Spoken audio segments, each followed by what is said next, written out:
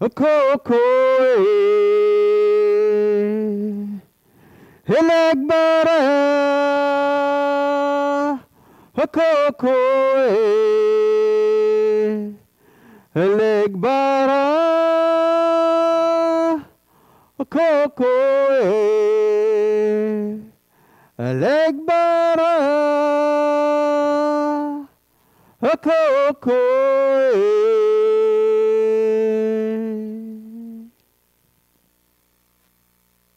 You have no idea how happy I am to be here. I don't get out much these days. Literally, this is my first actual outing, except for the beach last week, since March. So those of you who have seen me virtually. And I encourage you to see me virtually, but I really, really like people. And so being social and being distanced doesn't fit in my way of thinking, but you know, the CDC put out this list of the 13 things that put you at risk of dying if you have the COVID virus, and I have 12 of them. And I'm working on getting pregnant, but it's probably not going to happen, so the CDC added something. If you've had viral meningitis that they thought was encephalitis, it will eat your brain wherever the virus is hiding. So this virus kills that virus, which is good news if you hate that virus, but bad news because it eats your brain, too. It literally causes necrotic death in that part of the brain. And what I understand is that the part of the brain that it hides in is my lizard brain, and I need that part. So now I have 13. I'm Pentecostal, so by the way, I love it when people say amen and do that kind of stuff. I'm not really Pentecostal, but I was raised that way, and we're like Christian pagans. So we like people to like say stuff. It doesn't even matter what. If you just get down and start rolling around on the ground, I'll feel so at home, you know. But the song that I just sang is very similar to the song that Mark picked. I asked Mark if he knew that the song that I just sang, and he said, well, he'll look it up and everything, but he said, I've got this other song. Well, this other song that he sang, all of the verses, I hope you were listening, all of the verses have really amazing meaning when we're talking about home, but they also have meaning to me personally. I have 7 kids. I have 2 grandchildren, and so this song, I know this song because it's the song from the Tigger movie.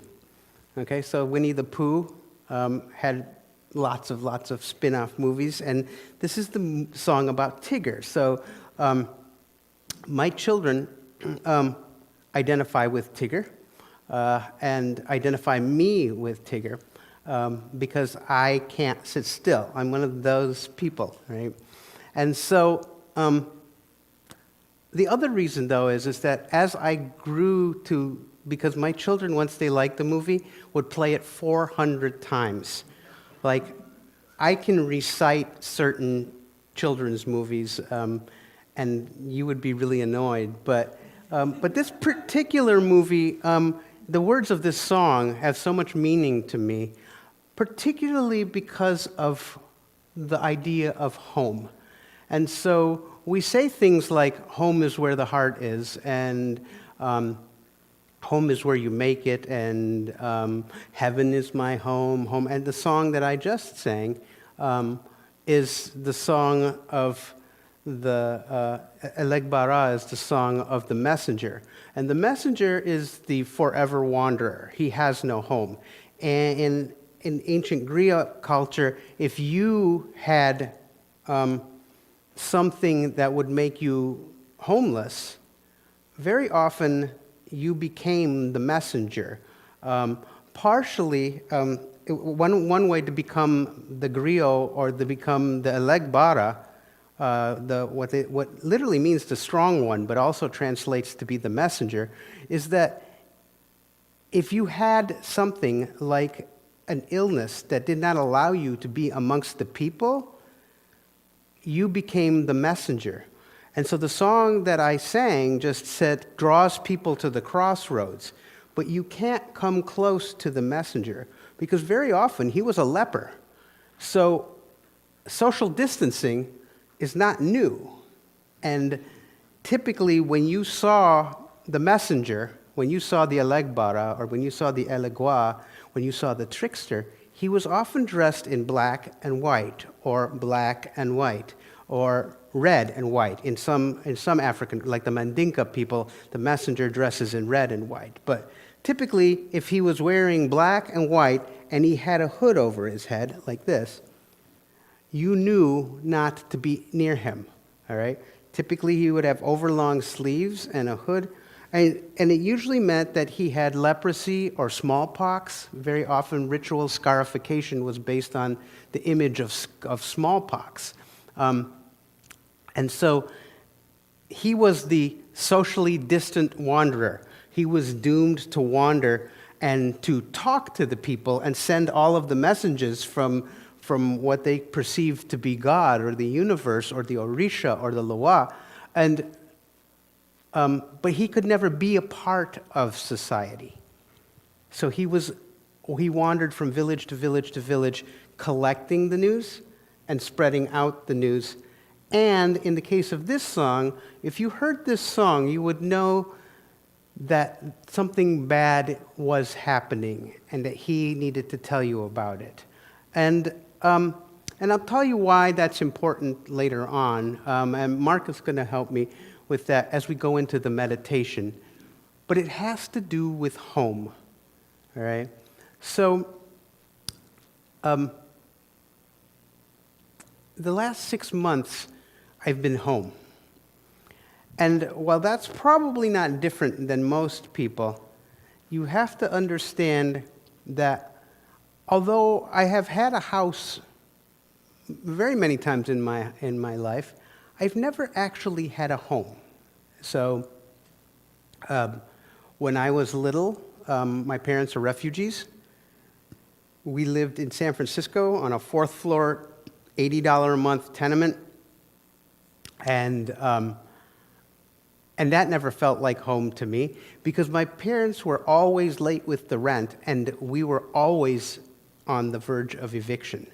So my dad got sick and we were homeless. And then we were taken in by an Indonesian family in Los Angeles, and we lived in their house for a long time, but again, that was never home. And then when we finally did have a place, my dad got sick again, and then we were homeless, and we moved to Grand Rapids, where the rest of my family was. So Indonesians all think they're Dutch, and so they live in Grand Rapids and in Holland. And so since we got here under the Walters Act for refugees, the Dutch Reformed Church sponsored us. So there's lots of Indonesians here, but they all pretend to be Chinese or Dutch, so they won't admit to being Indonesian. And it's partially because they were all exiled. And so, yes, we had a place in the Netherlands, but it was a ghetto, and it was not home. And when we came here, we moved from home to home to home, until eventually we moved in with my grandmother. And and I didn't realize how contentious that would be. It turns out later that my grandmother did not raise my dad. And I'll explain why in a second. But she raised my mother. And I'll explain that one in a second. But the dynamics of my grandfather, my grandmother, my mother, and my father all being together under the same roof brought 4 people with PTSD together under one roof, and us kids. And so that never felt like home to me. As much as I love my parents and I love my grandparents, that never felt like home to me. We eventually moved to the projects, and so there were projects that were built here in Grand Rapids, and we lived there. And And within the projects, which is a really weird thing, it was that they built these projects and they built it in the northeast section of town, if you're familiar with the northeast section of town, over by Plymouth and Ball. And it was a social experiment to put poor people and people of color into a white neighborhood. Okay? And as experiments go, that was a massive failure. The first thing they did was they tried as hard as they could not to put black people in there. So there were Asian people and Puerto Rican people and Indonesians like ourselves, and eventually there was an ACLU lawsuit, and they ended up having to put all black people in there. And so all of that created massive amounts of a non-welcoming feeling in me. Like when we moved into our house, people had lawn signs around our projects that said, "You're not welcome." It said, "Go home." That's the sign I remember, "Go home." If you're a refugee, when somebody tells you to go home, and home is a country that kicked you out and killed your family, there is no home. And so I want you to think about home that way, because a lot of us have this idea of home like in the song, like where you're born is home, or where you're headed is home, or where you are right now is home. But imagine not having any sense of what home is. And I want you to take that sense throughout the whole month, because we are going to talk about home so euphemistically and so much within our Western privileged sense that we won't think when somebody says home. A lot of us will just settle into that feeling. I never had that feeling until the last 6 months of my life when I was forced to be in my house. So I finally have a house that I'm not going to be forced out of. And I started to move into my own house, okay? We've been there for 4 years. It's a 1910 Spanish stucco in the middle of the Baxter neighborhood. And while all my neighbors are black, my wife and I are like the lightest people in the neighborhood. And I've never felt more at home anywhere in my life. Partially because I grew up in that culture, and partially because the essence of the people in that neighborhood is that they are all renters. They are all tenement dwellers. They all are couch surfers. There are 2 to 3 families in any given home, and the sense of transience and being with family is home. They don't have a sense of neighborhood or a sense of the village or a sense of even things we take for granted. There is no neighborhood bank. You go to the liquor store. There is no vegetable market anywhere. It's a food desert. You go to the liquor store. And in order to go to the liquor store, you have to walk through my block. So everybody walks through my block, and everybody knows everybody. And when I moved in, and our truck that brought all our furniture and stuff moved through a crowd of like 100 people all gathered in the streets. And we had no idea what we were moving into. But as soon as we pulled up, everybody just started taking our furniture and bringing it into the house. I moved into this neighborhood and I didn't lift a finger, and I have a really bad back among the other 13 things. And they moved us in and they wouldn't take money. I have lived in East Grand Rapids. I have lived in the Northeast side. I've lived in Wyoming. I've lived in Kentwood. I've lived in many, many parts of Grand Rapids, like Heritage Hill. I have never, ever, ever been welcomed with anything more than a pie And once a church brought a basket of cleaning supplies for me. That was my welcome everywhere else in my life. And this last few months, I realized that I had to move in, that I had actually found a home, but I actually had to somehow claim that home. And I started to understand that both my wife and I started talking about how we've never actually had a home.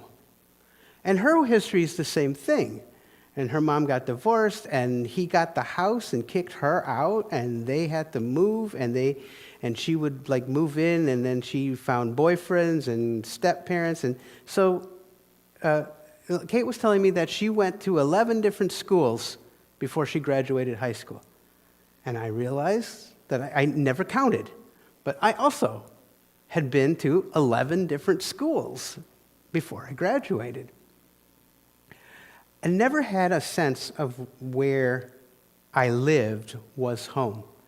Kate and my life together, so we've been together for more than a dozen years now, and we, in the sense of our time together, has also been about moving. And so I met her on the heels of a divorce, and she lost the home that she was raising her children in. Her husband took it, as well as the bank loan that ran her business, and he just took it away from her, and she had no lawyer to fight it, and so she was homeless. And so at the same time, I moved back from Big Sur, California, here, and to be with my children, and I too was homeless. So it wasn't before long before we had found a place and we had all of our children together. So there we were with all of our 5 children at that time. And we found the place, and we found somebody who would let us rehab a house because we have like skills. When I met my wife, she had a skill saw and a table saw and a band saw, and I thought, this woman is just badass. I like her so much. Any woman who can run power tools is my favorite, right? So we renovated this house. As soon as it was renovated, the landlord came in and said, wow, this is great. I can rent it now. Evicted us, right? Well, he said, well, I have another landlord that needs houses fixed and stuff too. He's bought these flipping houses. And so we fixed a house, and then he kicked us out to another house. So we finally thought we had our forever home because he was going to sell this house to us because it had termites and it was just destroyed. It was this beautiful, beautiful farmhouse on the corner of Mayfield and Fulton that used to be the house of the entire farm, and it was also the stagecoach stop that was called the Charge Center. So when the stagecoach would go every 10 miles and change horses, their last stop had really fast horses, so that the last 10 miles, the stagecoach would come roaring into town and look like the horses had been running the whole way. And it was just this, and that was called the charge stop. And so my house was the charge stop. And so you could go look underneath and see the original footprint of the stagecoach building. And we thought, this is a beautiful, beautiful home, and we could eventually buy it. And so we had arranged to fix the house with the intention that we were going to own this home. The house was destroyed by the fraternity brothers of the owner, who bought it when he was a college student. It was his first purchase, and he moved the baseball fraternity into there, and they destroyed this home.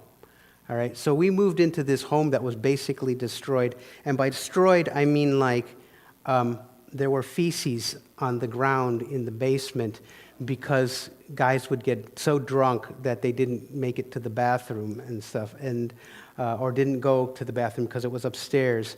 The dining room, it was a tradition in this frat to spit their gum and their tobacco on the dining room floor.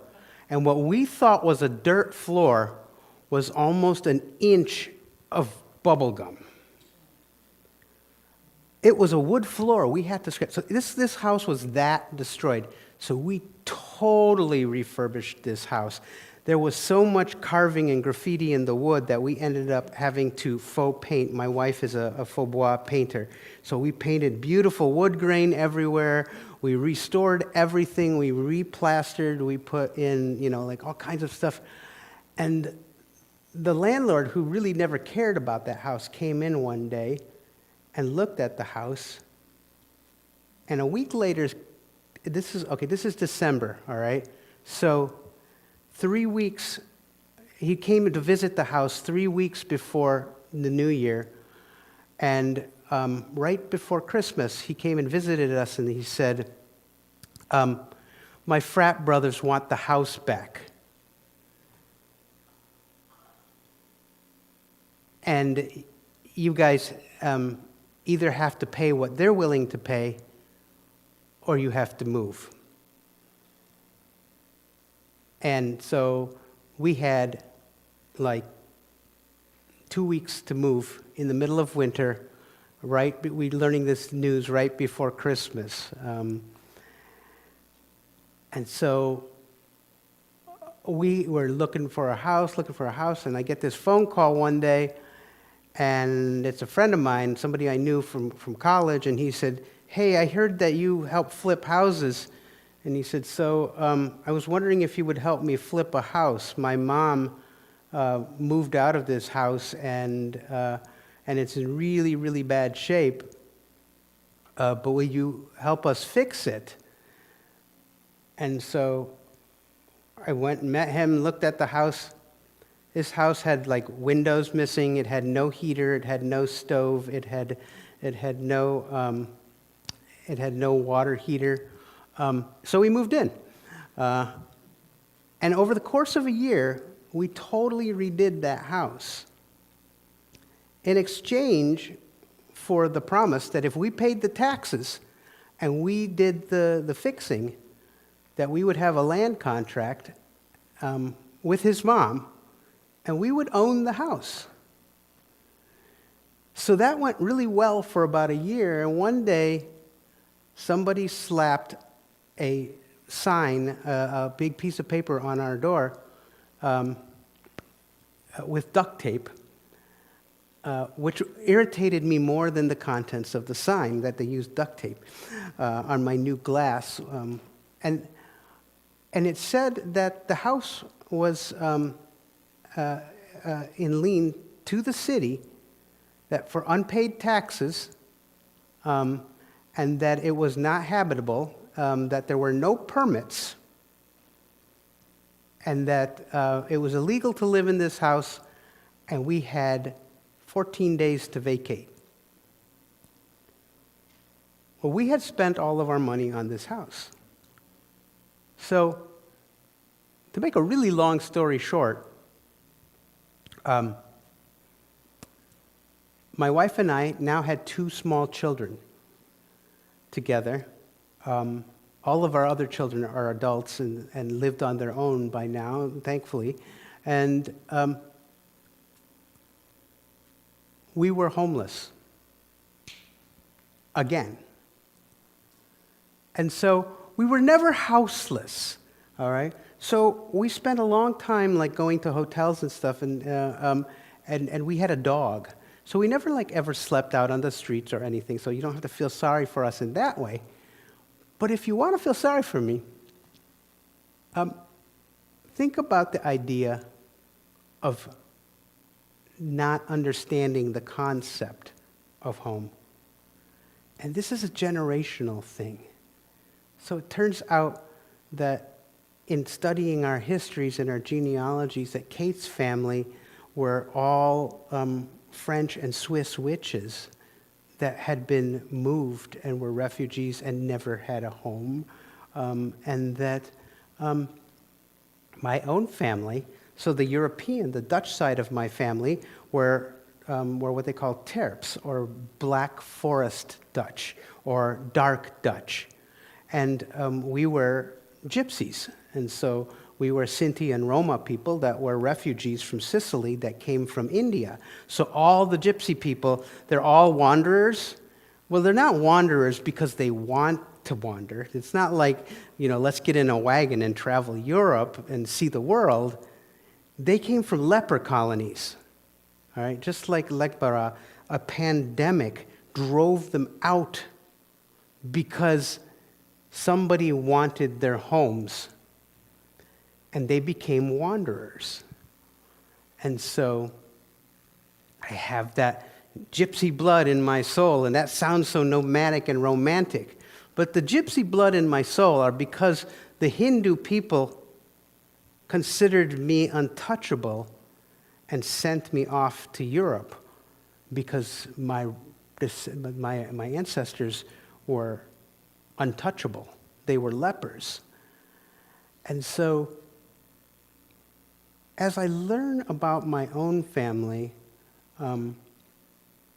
my grandfather, who was called the Capitaine de Chines, the captain of the Chinese army of Indonesia, and his counterpart, my grandmother's father, an arranged marriage to the two richest men in Indonesia, marry each other, these Mandarin Chinese guys, and they had military rank, and they were aligned with the Dutch government.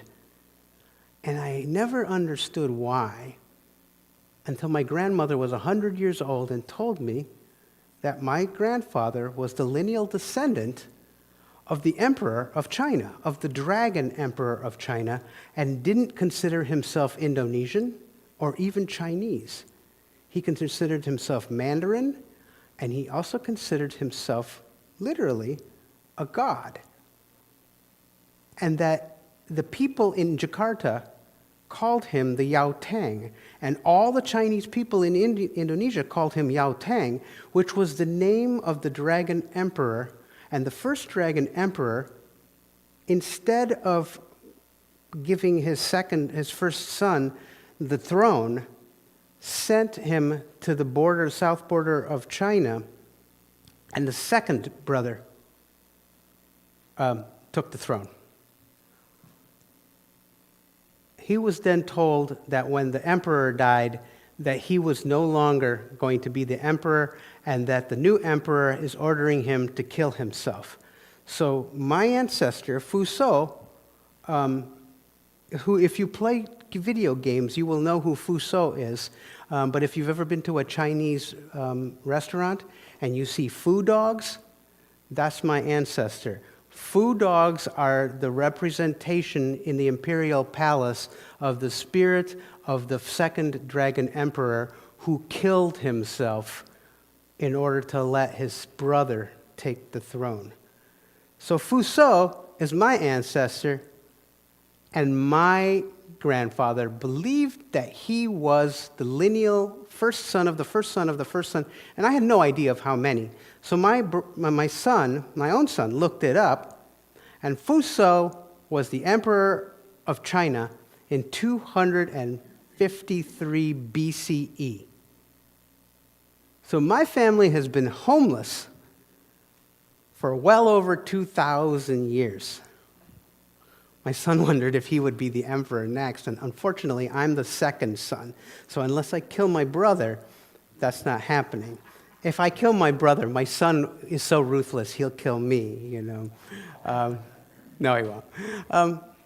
My point is that all of us have different ideas of what home is. But not all of us have that feeling inside of it. I want you to think about that. And I want you to think about that not in terms of like, oh my God, we had a really interesting speaker and he was so damn homeless that it took thousands of years for him to find a house, I want you to think of it in terms of our culture, our time. I live in a neighborhood of 1,500 people. Most of us were not born here. Most of the people in my neighborhood came up from the South. If you walk around my block, you will hear people call me Unc. You will hear Miss Kate. And you will hear people call my wife Miss Kate. And she is the most beloved figure on our block. My neighbor said, because my wife is white and blonde and Swiss and French and Dutch, and my neighbor said, she's blackety black, black, black. And what they mean by that is that within that culture, she represents the mother figure that is so prevalent in Southern culture. We don't have a concept of it, but that cultural figure is not just the mom figure. Like we have this idea of what home is, their idea of what mother is different as well. So the song I sang, Sometimes I Feel Like a Motherless Child. You hear that tune? Elegbara kokoe. I'm just a poor wayfaring stranger. That song is about going home. That song is in our souls. That song is a lamentation. And it's also about going home. Home is not where you were born. For people who are black, for people who are Indonesian like myself, my ancestors in Ternate, where in the place where slaves from Ghana were sent. So I am the descendant of black slaves from Benin in Ghana. Well before Columbus ever came to the New World.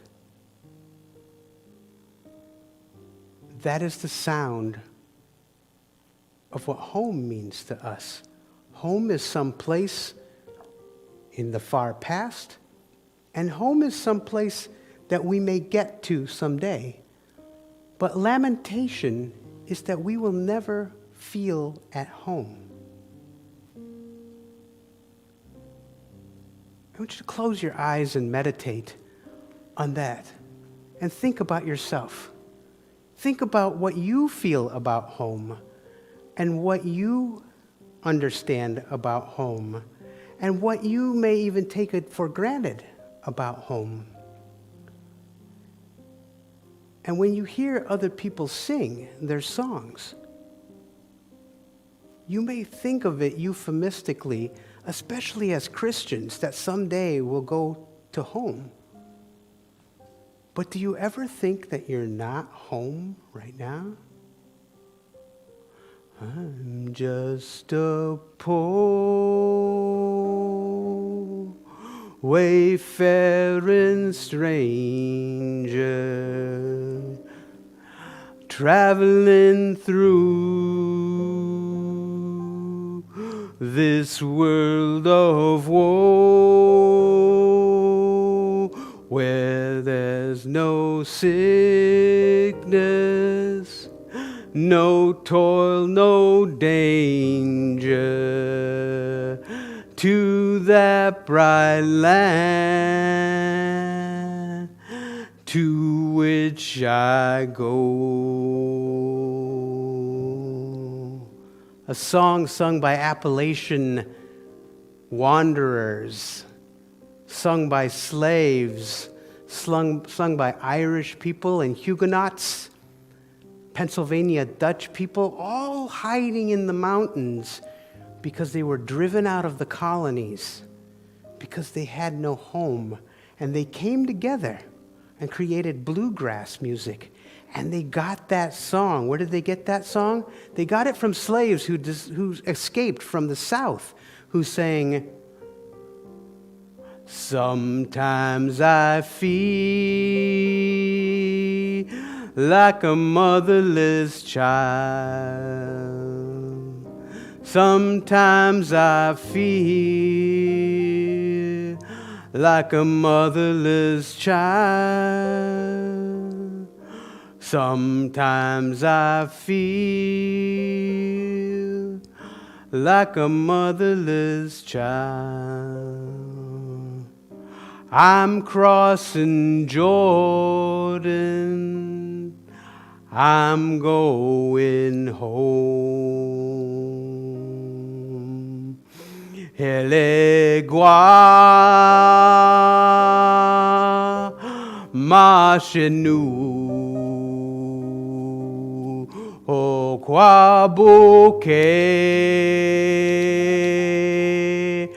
Mabode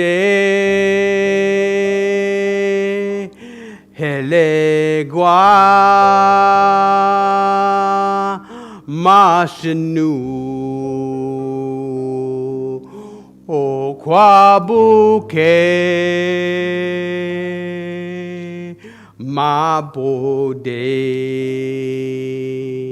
That song was sung by the Cabildo people in Cuba when they were being racked by smallpox and praying to Babaluae to save their life and praying to Elegua that they may escape across the ocean and go home someday.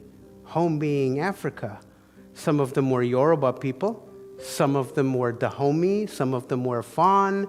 Some of them were all sorts of different people who had all been gathered at the prisons and sold into slavery. That song is 400 years old. The song I sang before was 500 years old, brought to the Americas within 30 years of Columbus landing in the Dominican Republic. They were singing that song. We know that because that song was outlawed by Christopher Columbus, the governor of Hispaniola. Think about that. The messenger song about going home was illegal.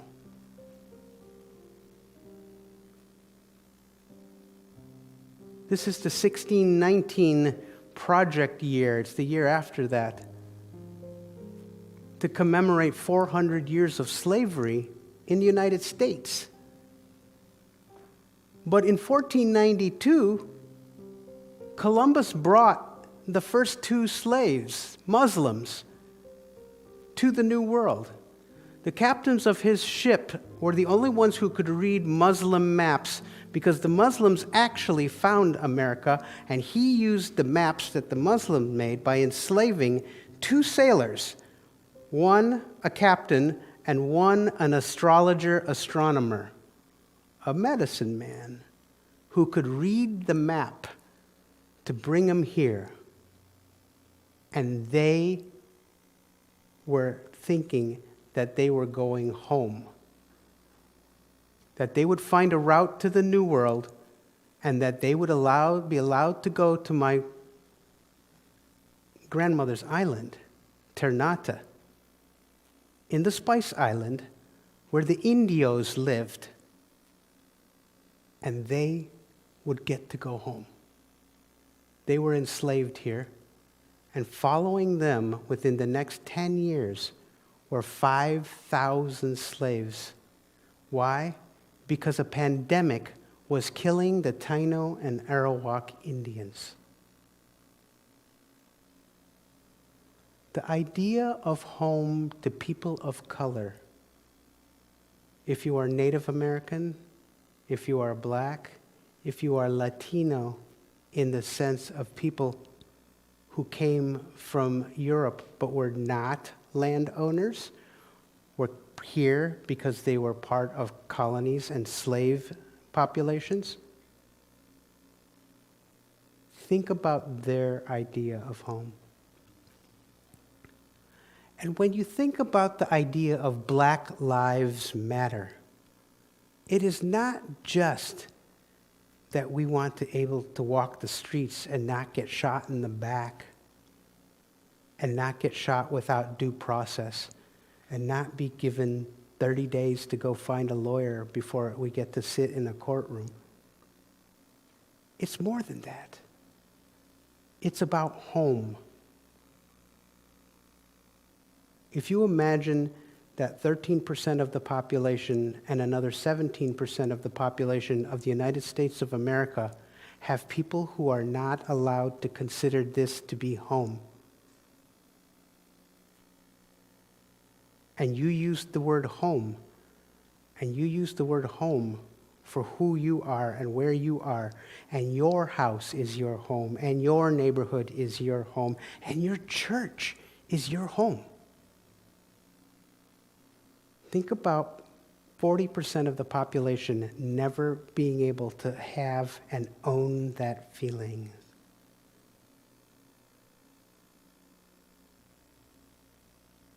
And think about it for the rest of this month, whenever you hear the word home. And I thank you all for coming on this journey with me. And I thank you all for listening. And I also thank you for allowing me into your home. And I really want to say to you, I have been donating my honorarium since the pandemic began back to this church because I feel welcome here, because this is my home, because I want this place to survive because of who you are and what you do, and I want to encourage you to do the same, because the sacrifices and the offerings that you make create this place to be a place when all this is over, that you can reimagine how this can be, how our community can be, how our county, our state, how our country, how our world can be home for everybody. And this is a welcoming place. I really want you to support it. All right? Namaste. Thank you for coming here.